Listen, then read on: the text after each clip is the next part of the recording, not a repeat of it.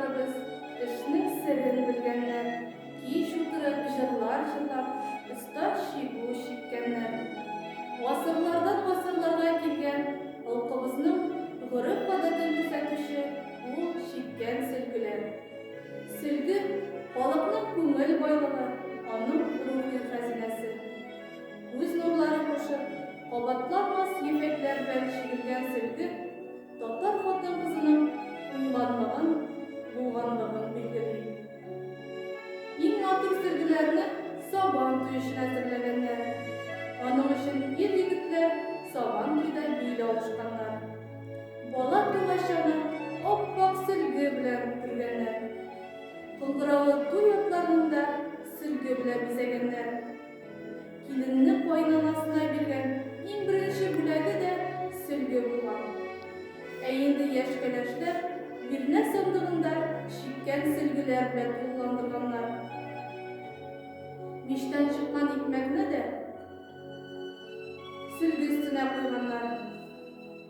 Иң кадерле кунаклар да сөлге өстенә куелган ипи тоз белән сыйлаганнар. Татар халкында сөлгеләргә төрле бизәкләр, таш, каурыйлар, чәчәк, җиләк, табигатьнең иң матур күренешләрен эшләгәннәр. Ачык төстәге ефәк җепләрне кулланганнар.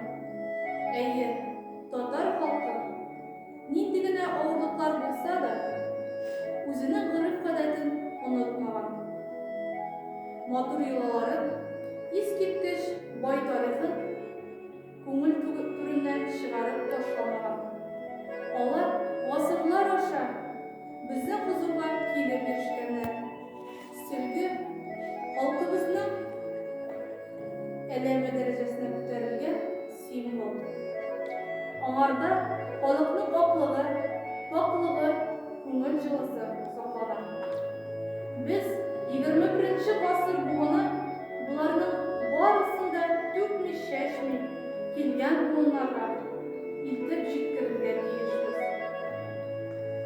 Шул вакытта гына татар халкы милләт буларак яшәячәк, рухи яктан тагын да байыр дип ышанып калабыз.